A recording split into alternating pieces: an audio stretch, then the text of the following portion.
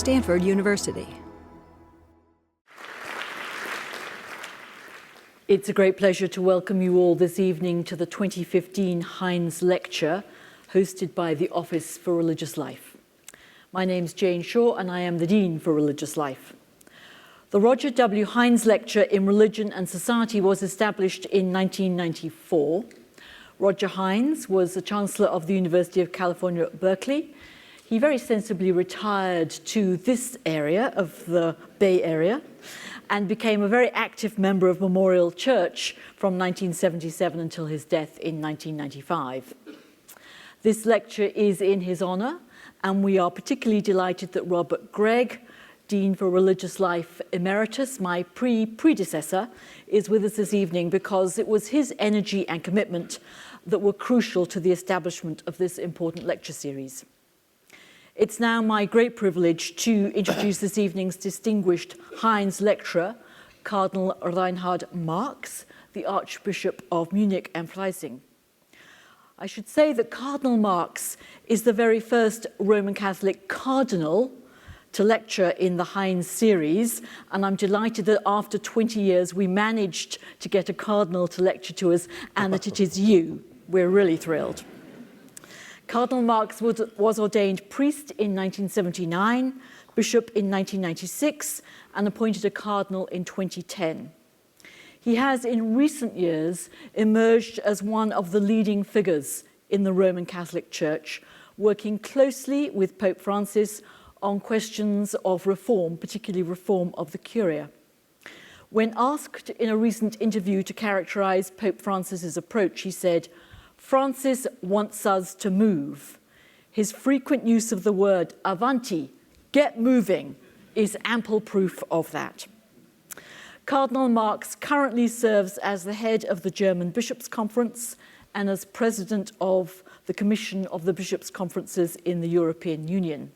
He's a member of the Council of Cardinals, which advises Pope Francis on church governance, and just last year was appointed head of the new Council for the Economy, designed to oversee the Vatican's economic management. Cardinal Marx has a doctorate in theology and writes and speaks widely about the relevance of Roman Catholic social teaching, especially with regard to economic issues. In 2008, he published Das Kapital, A Plea for Man, and he has said that only an economic system centered on the human person can really generate societies that are both prosperous and just in the long run. In his work as an immensely distinguished churchman and as a public intellectual, Cardinal Marx speaks directly to that concern for the relationship between religion and society that is at the heart of this Heyns lecture series. And so it is most fitting that this evening he will speak to us on the contribution of Christian values to the common good. Ladies and gentlemen, Cardinal Marx.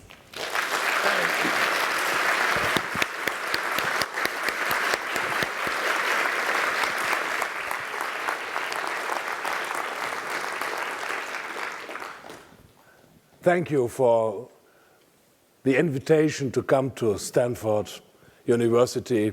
It's a great honor for me to speak here in this audience and to meet other people on the campus, to see what is done here and what you are doing. I apologize, excuse for my poor English, but I decided to speak freely. We have a great text, perhaps we can publish it after it, but I think it's better to speak freely, and then we can discuss, we can see what are your questions, and I'm very happy that I have the opportunity to speak with you, to hear what are your interests. I think it's very important that the Church is amongst the great questions of the society. And so this lecture is in the great tradition of being in relationship, church, religion, and society. Perhaps someone is asking how a priest, a cardinal, is dealing with political questions or with social ethical questions. I introduce myself a little bit. when I was young in Westphalia, in Germany, I was born in a family of simple people, but my father was very engaged in the syndicates. So I got, not only from the name Marx, but also from the discussions with my father, a little bit the left position of social justice and so on. The question how to deal with those, how to work with those who are poor, who are not in the great society. And that's the reason because my bishop invited me also to lead, to direct an institution of social doctrine of the church, of formation for people, formation for young people, formation for lay people, but also for priests, to be a little bit better in the questions of social ethics and social doctrine of the church. Because in our tradition in Germany, it's very important that the church is in the great questions of social justice present. It's a great tradition since the 19th century, the social doctrine of the church. So that is perhaps the personal remark, and then I became professor and bishop and so on and so on. And that's the career that follows. But the point from the depart is that I'm very interested in the question of social doctrine, social justice, how modern societies are going together, how can they function, how can we create institutions which are protecting the poor, which are protecting those who are not participating, and so on. Second point, we will speak about the contribution of Christian values to the common good. I think, and the actual events show us the great problem. It is very important to think about the future of freedom, democracy, and the common good. How to bring these issues together. I will explain it later. That is one of the great problems. Also in the actual discussions about terrorism. We had a discussion with the students some minutes before, and one question was, Cardinal, is it true that the younger people are more traditional? And that's true. But not only traditional, that is not dangerous, that's clear. That's not so, I have no problem with tradition. But we have also the tendencies that the people want to be clear in their positions. Black and white populism is growing in Europe. And that is the beginning, perhaps. All the populists are not terrorists, that's clear. But the atmosphere of reducing the complexity of the world, to give simple answers, to give black and white answers, is growing. And I think that is very dangerous. And when we will think about the future of democracy and freedom and the common good, that is one of the central discussions we have to organize. In the motto of your university is, in German, die Luft der Freiheit weht. Videtis illam spirare libertatis auram, from Ulrich von Hutten, from the 16th century in Germany. Freedom, the great vision. In the 16th century, with Ulrich von Hutten, began also the problem of the freedom. No, not in the 16th century, since the beginning of the world. since the paradise. It's the problem of freedom. But in the modern times, there was in Europe one great problem, because the organization of the society became much more difficult through the Reformation, the division of the church.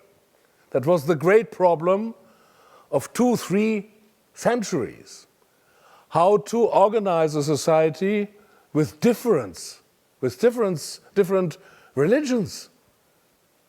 Impossible. And some philosophers say, and some theologians, they remark that one process of the freedom is the division of the churches. So the wars after Ulrich von Hutten and Luther, the great war of 30 years in Germany, was one of the points to create a society which enables diversity. For the first step, religious diversity, but then the other diversities. That was the follow-up. Very, very difficult, a long process till today. When I was young, we had coherent, homogeneous societies in Germany, confessional, very clear in the confessions. That finished. Now, not only Christians. In the United States, you have another history, but also the question how to organize a society which is pluralistic, and we want a free society, open society, which is linked with the common good, perhaps also with the common good of the world, the sustainable vision for generations, and so on, and to accept free decisions, diversity. And how you can accept diversity and limit diversity, freedom. Now the discussions about the limits of freedom. Is it necessary to limit freedom? Because otherwise you will not organize a society linked with the common good. So I think also I will speak about the church, not yet, but then, I think for a modern society, for an open society, and that is, I think, our great challenge for a modern society is very important, a culture of freedom. Culture will say you have to handle with it. You cannot only say freedom is there. Freedom is not there. Freedom is always a culture. You need a framework for freedom. You need limits for freedom. But you need especially a culture, a civilization of freedom. And that is also one of the points to rediscover from the social doctrine of the Church. I was very astonished when I read the last book of John Paul II, several months before his death. I think English Memory and Identity, perhaps. Memory and Identity. 5 months before he died, and they gathered some texts of the past of the past 10 years before he died, and there is this very interesting phrase. I was astonished as professor of social doctrine of the Church that he asked himself, what is the red file of the social doctrine of the Church? And normally we say, or we said, that is justice and solidarity and subsidiarity. And he said, freedom. Freedom. But in the sense, freedom achieves, or the achievement of freedom is the decision for the good. Also for the common good. Although the freedom, the culture of freedom, civilization of freedom is very, very important. Also for the Catholic Church. The word freedom is in the Catholic horizon sometimes you have the impression that they feel it's dangerous. But it's the key word of the New Testament, one of the key words of the New Testament. It's not dangerous. It's the sign, the image of God. No? The image of God is not our nose and the legs, but to be free and responsible. That is to be similar to God. Good, but how can we find the way to guarantee the common good, so that not only the private interests, the many freedoms and decisions are there, that we can also have a common good in the great tradition, in the great philosophical tradition of Europe, that is clear. Aristotle, with his word, the whole is more than the parts, and so on. The great political discussion, what it is. But we are only in one lecture, not in several lectures.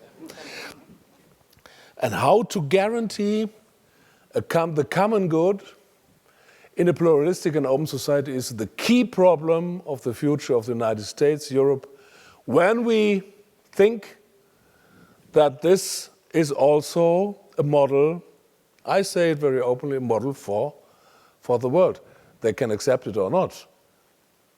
But I'm very open. I think that an open society which is characterized by freedom is much nearer to the gospel than a society where everybody is forced to do something. That's clear. So also from the gospel, also from the social doctrine of the church, we have to be in a very intensive way together with those who are thinking about the future of the open society, of the pluralistic society. That is not so easy. We have several ways to solve. We had several ways to do it or to solve this problem in the philosophical and economical tradition of Europe, and then clear also the United States and the world. I will give only three examples from the old European point of view. That's clear. One is Hegel, the trick of reason. Is it right, the tradition, the translation? Die List der Vernunft, trick of reason. So the development of the world is the development of the spirit. Very simple now. And so the development will guide from itself to the good. And the development of the spirit is clear and will guide to the achievement of the spirit. The second is Kant, clear, the follower, in a special sense. And for him, for Kant, it was very difficult to clear also this question. How can we create, in his essay about the eternal peace in 1795, excuse me, his essay about the eternal peace, how to create a peace between the nations. And he said we have to create in our modern societies, modern at that time, we have to create institutions which see the private interests of everybody, but make the institutions so tricky that they, regarding and respecting these personal views, that these personal views didn't guide to bring the people in opposition to another. But he saw the problem. How can you manage this? He says that might be possible. It might be possible. And he was underlining that it's perhaps possible when we have a great ethics of virtue, Tugendethik. That was naturally the fundament. Christian ethics.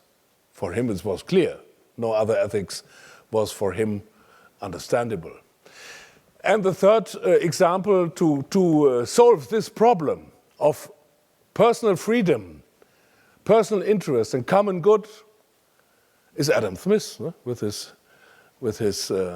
theory of moral sentiments and to create the market to say when you are going in your own way to look on your profit, the market is so tricky. He will change your own profit to the profit of all. That is true and not true. For Adam Smith, it was clear. His book of moral sentiments, he thought it was much more important than the wealth of nations. So, like Kant, a very strong ethical virtue. Tugendethik, very, very strong, to be necessary to create these things. These three persons, we can discuss it long, but you see in the modern society they saw the problem. They saw how to deal in a modern society with freedom, not to limit the freedom too much, but to create institutions, to create models so that the freedom is not against each other, that the freedom is enabling, establishing also the opportunity for all to live in their way, to live a full life. And that is, I think, the theory of the common good. Too. Perhaps some phrases only. The social doctrine of the Church, the social ethics of the Church, has the concept of the common good, and this concept underlines a twofold meaning of the common good. One point in the Council, in the text of the Council, is very clear. The Second Vatican Council. Very clear. One point is the instrumental point of view of the common good.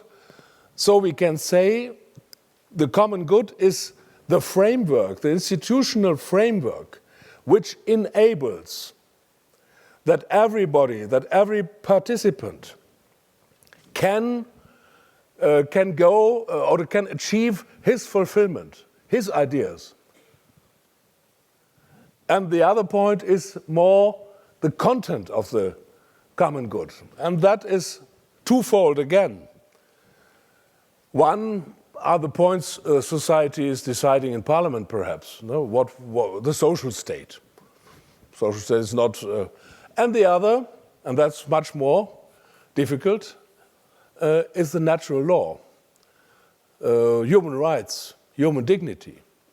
How to bring reason for it. How to you cannot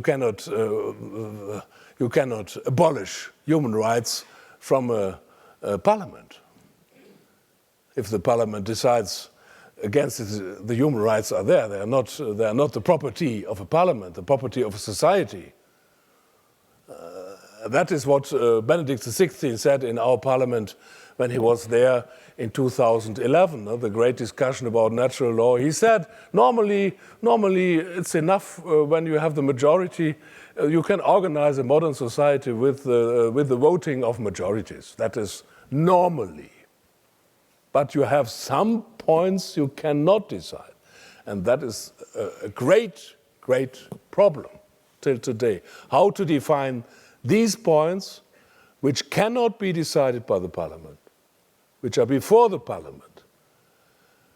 Without a religious fundament, you have great problems. Great problems. So the common good is not only a model of the social doctrine of the Church, but the social doctrine of the Church, I think, has explicated it in a very good way. So that I think it's very important that when we are in favor of a modern, pluralistic, open society, the common good, and to see this problem is very important, and the Church has to underline it, like the popes did. I think that is one of the main points. Also to see, and that is a step forward, that the common good now, the common good instrumental, in the instrumental accent, but also in the accent of the content of the common good, common property, is now discussed on a global level. And how to define this, how to achieve this global level, that will be one of the, perhaps the most important discussion of the 21st century, if this is possible to organize a common good on the global level. How to do this, how to create institutions for it, how to bring through perhaps the Declaration of Human Rights for all people, for everybody. It's one of the main questions. And I have to look on the time. But the point: what can the Church and the Christian what can the Church do, and what are the Christian values in all this? What is the significance of the Christian values in this world? I think a main point is to bring this image of mankind in the discussion. I say my guideline for the social doctrine of the Church and for the modern society is the guideline of responsible freedom. We have to help that people in a modern society are able to decide and to live together in responsible freedom, not to reduce the complexity of the world, but to enable the people to be active with responsible freedom. That is our challenge, also as Church. Not as Church, and from the social doctrine of the Church, reduce the complexity. Perhaps it's necessary sometimes, but when you do it in a way so that the people say, you have not understood the problem, that's not possible. And that is now, I think, a danger, not in the Church only, but all in the society. No? We have this great political discussion to make the things easier in the political discussion, also in the United States, also in Europe. The political discussion to make the things simple, but that's not the case. You have to look very good on the truth of the things. So that is, I think, also a contribution of the Church, because our concept of mankind is responsible freedom. And to create institutions. In Germany, we have a great tradition of contribution of texts and to make to be in the public in our texts. That is very important, I think. But I will let it now and not quote all the German texts here. I will finish with a point which is perhaps a little bit astonishing for you. I asked myself since several years, is there a special relationship between Christianity and the West? And what is it? I said it in the beginning, that is not we as Europeans or Americans or whatever, we might not be proud about us, that is not the point. But to look can we, I will say it another way, can we understand in Europe our history, our sense of living without a Christian faith, without Christianity? No. I think no. And can the Christianity understand itself without this history? There's not only the Christianity and the culture. That's always linked together. It's always in a dialogue. And to look what is the importance of this special relationship. When you read some books now, perhaps in the great history of the West, 3 tomes, great tomes from the Heinrich August Winkler, from the German historian, the history of the West. And that begins with one phrase in the first tome. The beginning was a faith, the faith in one God. And then he begins the history of Egypt and so on. No? That's a long history. Or when we have other authors like Niall Ferguson with the title Civilization, the West and the Rest. When we remember the discussion in the 90s, Francis Fukuyama, now again with Samuel Huntington, the discussions about the future of the world and looking what is the contribution of the West. No, we don't want a renewal of imperialism. That is, we have made a lot of mistakes. But I think there is a special challenge for the Western world, for the West, for the others too. Not to force them to do this or this or this, but to be a contribution for a better world. And so I ask myself, is it now the time that the Christian faith has to be more active, also in the political scene of the West, and that the West, Europe and the United States are working closer together to be part of a development of the world who gives also the poor a chance. And Pope Francis is looking on this. I will give perhaps two examples for the challenge of the Western world when we will be open for the contribution of the Church, of the Christian faith. But I cannot imagine what is the West without the gospel, without the Christian faith? Only economical wealth. That's all? Where are the other points? What have we to give? So I think it's also for the identity of the West, it's very important if the Christian faith is strong or not. It's not only a question of the Christianity, but also of the future of the whole world. No? For example, I give 2 examples. We are at the Hoover Institute. We have discussed about economy. I provocate a little bit. We must think beyond the capitalism. Beyond the capitalism. I think we have to create a model nearer, I say it from Germany, it's clear, nearer to the social market economy. I'm very strong in the position that capitalism is not market economy. It's not the same. But perhaps it's we can discuss it. It's too late to bring this in detail.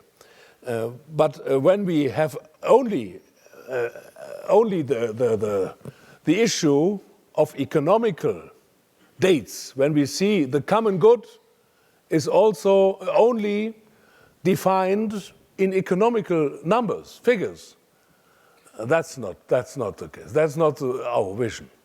That's not the common good. That is a pure utilitaristic vision, and that is not an ethical vision. So it's a little bit strong, but to bring one example. And another point is we have now the danger, I think, and in the West, and in our countries, in industrialized countries, we have the great progress of technology,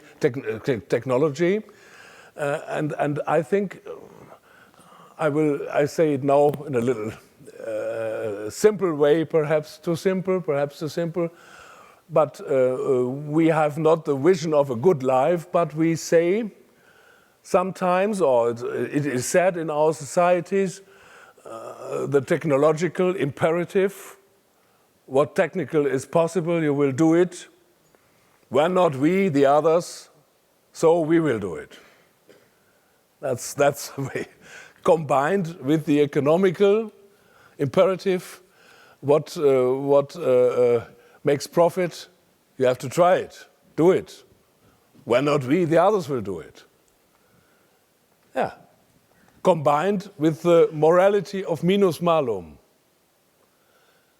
And then we are on the way, on the ground.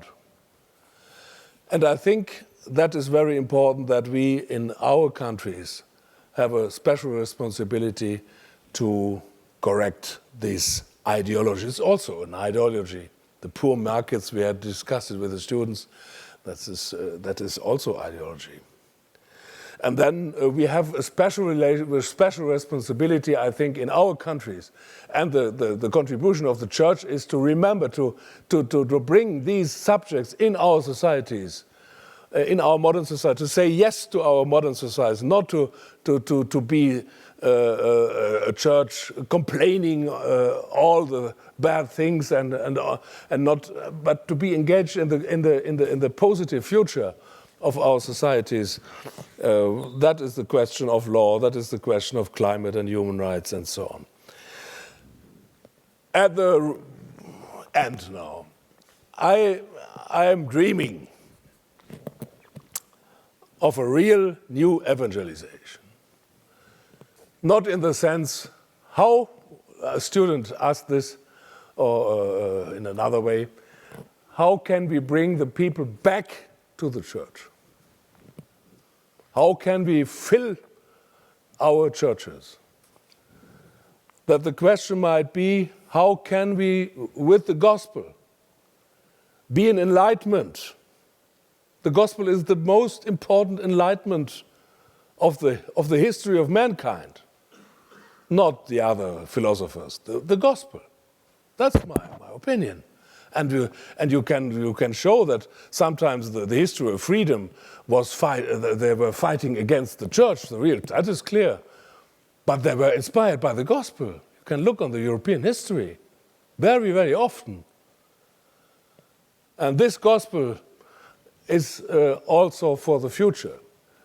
Not only for us. It's not our gospel, but we have that gospel that to bring in the society. Or to be an enlightenment, and not to think about the great history of the church. That's clear. I'm traditional. Every cardinal is traditional. That's clear. But sometimes I have the impression people in our church, they are looking back and have the impression we had great times in the past. But in the future, oh no. We will have the great future, we will have the good times in the future. That might be our vision. So I repeat very often the sentence of Cardinal Lustiger of Paris. He said once, the Christianity in Europe is only in the infancy. The great future is ahead. It's a little bit strong, no, in France with this, but for the mentality to think the long run, and that is very important not only for the church. I think that is the vision also of Francis. He says not the church is not narcissistic, looking on herself. What is good for the church? The church is instrument that the gospel is heard, that the people find the Christ. That is important also in their different lives. So I think It must be a real new evangelization with dialogue with the modern society. Dialogue and mission is not opposite. They do two things. We need both: a real dialogue, understanding of modern world and the people in this world, and the mission has to be to give the testimony of the gospel. That is the two things which are important. I think that the potentials of the gospel are far from being used up in Europe and also in the United States. So I think it is not the question for me, what is the future of the church? That is in God's hand. But what can we do to bring the gospel, which is the great gift the Lord gave to us? How can we live it and how give it in our modern and very, very open societies? Thank you.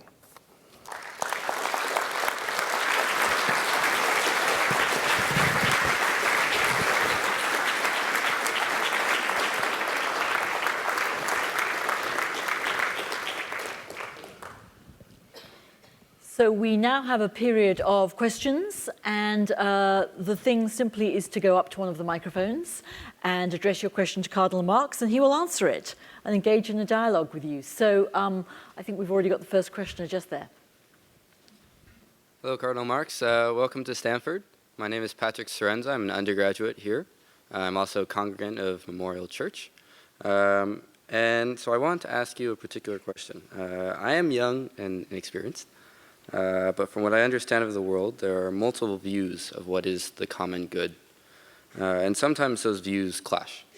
For example, NGOs in Africa that promote contraception as a way of combating the spread of HIV and AIDS often clash with Catholic clergymen that discourage its use as a way to protect the sanctity of sexual intercourse.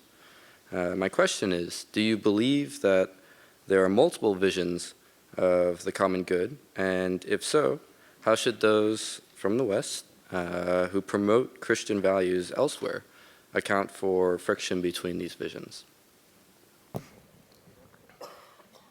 Ja, ich bin ja so. I'm not answering, you are. Yeah, I can answer here. I can answer, yes. Yeah. I hope I have understood in a good way.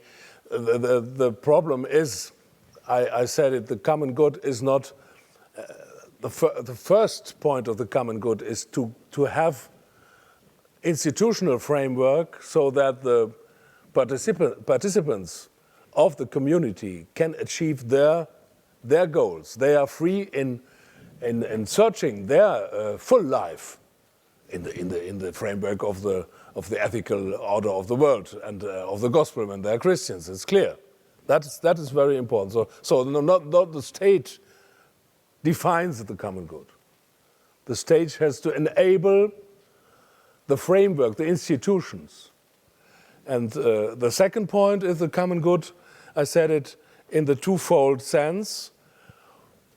For example, human rights. Human rights.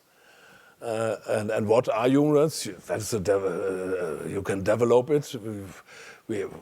Sometimes they exaggerate. No? We have a great discussion in Germany also about human rights. When you the speech about human rights is sometimes exaggerated. And every week a new human right. No? That's also a question. But and the other points, that is, in a democratic society, you have to decide what is good. For example, social state, justice between the generations. In Europe, we have different traditions. In Sweden, there's a great elaborated social state, and they take more taxes from the people. In the United States, we have not this tradition. In England is another tradition. Germany is in the middle, and so on. That is a discussion in the countries. And our problem now is that we have some problems like the climate. We cannot decide these problems in the national area or the financial crisis. or the enterprises like Google and others, they are acting over the whole world.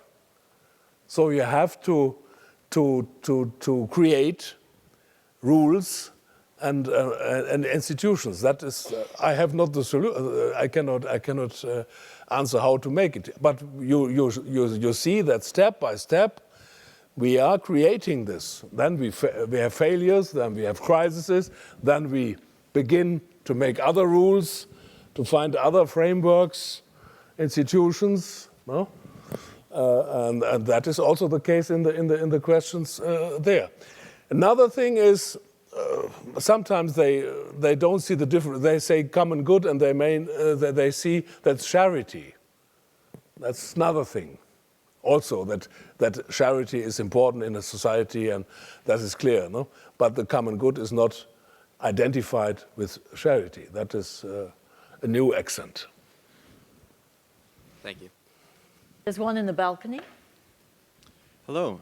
Thank you very much, Your Eminence, for coming here. I guess it means a lot for you. I'm over here. Yeah. Yes. It means a lot for you to come over here, and I think it also means a lot for us to be able to invite you here. It's both ways. My question is a little bit about freedom. You mentioned it a bit, and I was wondering if you could talk a little bit about what you think about another aspect of freedom, which is the idea of a national freedom. There's an idea where you can have multiple nations cooperating, in international cooperation towards a common good.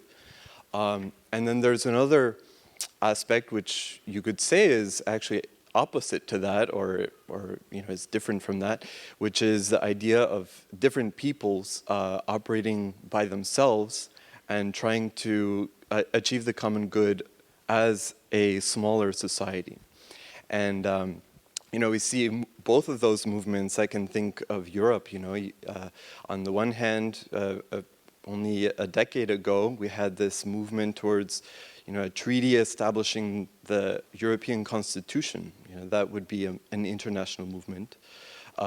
And on the other hand, today, the last year and this year, we have movements in the United Kingdom and in Spain, where different communities actually would like to form even smaller political communities. So I wonder if you can offer an opinion or some thoughts about where the church can put be most useful towards a common good in both of those aspects. Yeah, when you see for example, Spain, the church was sometimes also with the Basque people, no? And the church in Spain was against it, and so on. We are sometimes in the middle of the theater, no? So the church is part of the society, no? And I think it's very important, as a Catholic Church, I say for us now, that we regain, or that we think about our universal challenge, our universal task, and that the church is instrument, like the council said, for the unity between all people, of the world, and between God and mankind, the family of man. That's one part. But in the history, sometimes the church was part of nationalist parties also in Europe. I was very shocked when I read the pastoral letters of the German and French bishops at the beginning of the First World War. Terrible. Terrible. You cannot imagine. France and Germany, not only. Very convinced that it's a just war and that it's God on their side. All baptized, nearly 95% baptized, Catholics or Protestants. Convinced that God is fighting with them. It's incredible. I have not the right to criticize 100 years later. But I was shocked to read these sentences. And so we have a great history also to be with in the positive way. You can say the church was very close to the people. No? But that is the positive thing when you think in Poland, the liberation of from the communist area. That was the church was very close to the people. But the danger is that they are enclosing I think that the Catholic Church must be universal, and in a world which is now globalizing, we have perhaps as the only religion. Islam is very divided. They're killing each other now. Most victims are Muslims, not Christians. Think of the pupils in Pakistan. No? It's very, very difficult. And the Catholic Church is present all over the world. When you speak with people of all religions, they know the Pope. So we have the challenge to open the people. The future is not the small. We want to live in the family and in our tradition, and that is good. And the more the world is globalizing, the more you will also have the tendency to be together, to be connected, to have your neighborhood. Now that's not. I think that's also the challenge or the task of the church, to help the people to come together. But we will not have coherent societies. We have to enable the people to live with differences, to live with the others, to think from the other. That is the point Jesus made in loving your neighbor and thinking from not only as an object to convert, but to learn to see what is his life and so on. The answer was too long, but I think in the both you are right. You have felt that is the right position to be present in the both tendencies, to help in the globalization and to be also with the people in their daily life together. One from this side now. Thank you. Good evening, Cardinal Marx. Thank you so very much for your words of inspiration and wisdom. And my name is Daniel. I am a student studying theology, attempting to study theology. And my question is, if you could please summarize your understanding of the primary gospel message to which you were referring, and then once you have explained that or shared that, if you can help paint a vision for how that message will be potentially applied in the future toward individuals within or without the Catholic Church that are not currently recognized, such as transgender individuals or others that are currently not formally considered within the ethical frameworks that are currently in place. I think the main point in the gospel is not the ethical point. That's very clear, and Benedict said it very often, Benedict XVI, and also Francis in Evangelii Gaudium. The kerygma, we say in the theology, the kerygma, the center of the message is the heaven is open. Look, the heaven is open. You have free entrance. Come. That is the first sermon of Jesus in Mark, in the first chapter. No? The time is fulfilled. Look, convert yourself and be confident to the gospel, no? To the good news. That's and from this, and that's we are celebrating. That's the main topic. We are celebrating this in the Eucharist. We are celebrating this in our gatherings, no? And the consequences. That is also ethical points. Well, the very special point in the New Testament is that Jesus is not saying when you are good to God, God is good to you. No. But this misunderstanding you have till today. And then they are wondering why the people are not coming to church. No? When they say, you must be holy, or Leistungen, you have to bring you have to bring work you have to. No, the first message is God is giving His love to you. Come, be embraced by the Lord, and then you will live in another way. When you accept when I celebrate the confirmations in our diocese, I make very often the comparison with the love. No?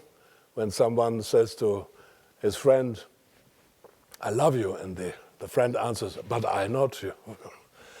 Nothing is there. But when one person says to the other, "I love you," and the other says, "I too," the whole world changed from this one word. And when we have imagined once that God has given us this word, "I love you," and we answer, "And I too," that changes all. That's the point. And as church, we have to help the people to find this meeting, to come in this meeting. Thank you. Okay, we're beginning to run out of time, but let's have 2 brief questions and 2 brief answers. Brief question. Thank you very much, Marcello Palazzi. I'm a fellow here. I'm also founder of a group of companies called the Benefit Corporation. We have 1,200 companies in 37 countries. And benefit stands for benefit, what these companies do for the common good. So I have 2 quick questions. One is, we welcome someone like you, who actually you have a brief of the economy as part of your brief. For some years, it's not been so easy to get the Vatican and the Church included in this discussion. We find it easier to talk about this with the Buddhists and the Baha'is and the Jews. So I would welcome further connections. We have I live in Amsterdam, we have about 15 countries in Europe with these companies. The second question is, I think that the world would like to see the Catholic Church also involved with other religions in this discussion about the economy. Yeah. So not just the Catholic Church and the economy, but the Catholic Church with the other world religions. So maybe there is something that you could take a lead in and organize a discussion, a conversation, because there are many people in the business world with values too. It's not just, the capitalist, there's also people with values. So how do you connect these two? Yeah. I agree with the 2 points. First, I think it's necessary to come in contact. I'm now president of the Council of the Economy, you said, and we have many experts. Then, for the first time, we have a council in the Vatican, in the Curia, half cardinals. Too much, but half. Step by step we go forward. Yeah. Half cardinals and half lay experts, and they are on the same level. No? That was not the case. But the experts were outside, and then the cardinals discussed the questions. This is terrible. So I said we will for the first meeting. I had the places, cardinal, lay, and so on. Not cardinals, lay persons. And it's very small things, no? But very important for the Vatican. For the first time, it's clear, and they can make their decisions and so on. I forgot. I have it in my paper there.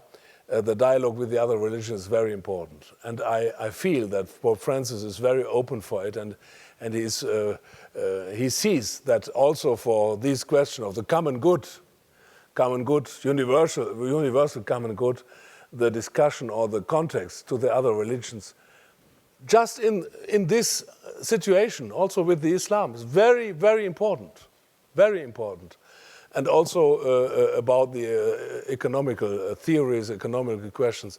I underline this. Terrific. Last quick question. Good evening.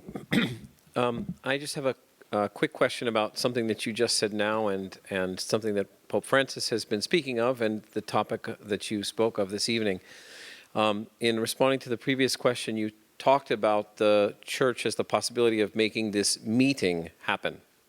And Pope Francis has been speaking about the culture of encounter, of establishing a culture of encounter within the church. And I was wondering how you see that culture linked to issues of proclaiming the common good in a pluralistic society. How do you understand the relationship between the two? That's not easy. Yeah, the problem also for the church is to accept that we, in a pluralistic society, we have laws, perhaps, which we cannot accept. And that the public in a pluralistic society accepts that there are religions and communities and they follow or they underline points the majority don't like. And that pluralistic society doesn't mean we have no truth, there is no truth, there are only meanings. I think that is very important. So also when we say as church, perhaps, that's a great discussion about the priesthood for women. No? Some say that is human rights, against the human rights and so on. But we must underline, we cannot discuss with everybody, all non-Catholics, and the Parliament will say you have to do this, like in England where the Parliament is discussing about these questions. No? That is not our problem. But that the public, also in a modern society, says that is autonomy of the church. But we must have also points, or the church has to follow, in the wider sense, the human rights. No? So that is tension. For example, the abortion was a great discussion. And I think we have not, in a religious way, the argument was not in the religious point, but in the point of natural law.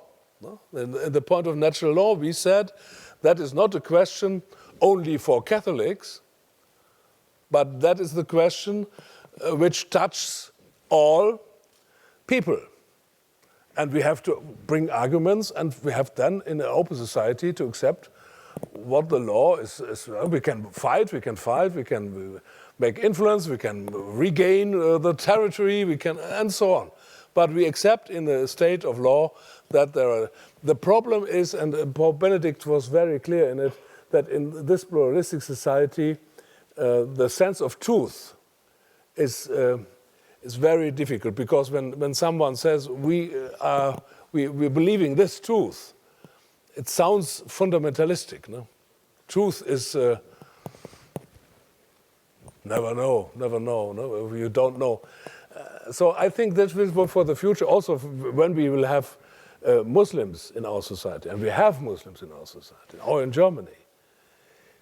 How to accept that we have religions who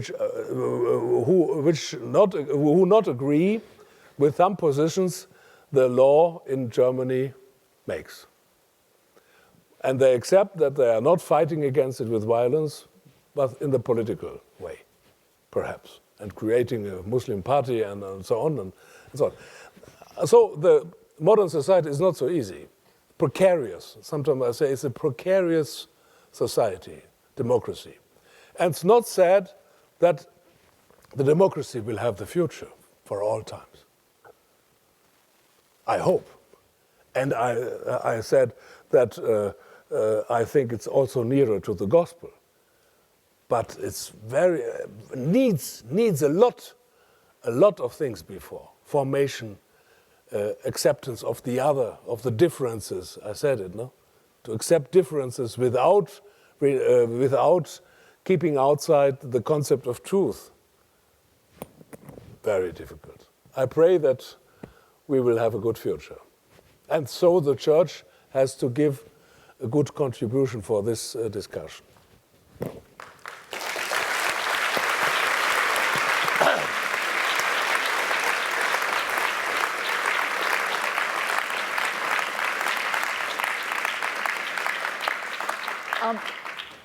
Most people in the audience know that the word cardinal has a very special meaning at Stanford. So we felt you needed a souvenir as a token of our appreciation for your coming, which is a Stanford Cardinal hat for the athletics teams. But you can pretend in Germany. There you go.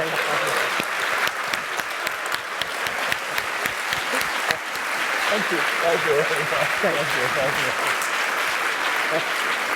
Good. Very good.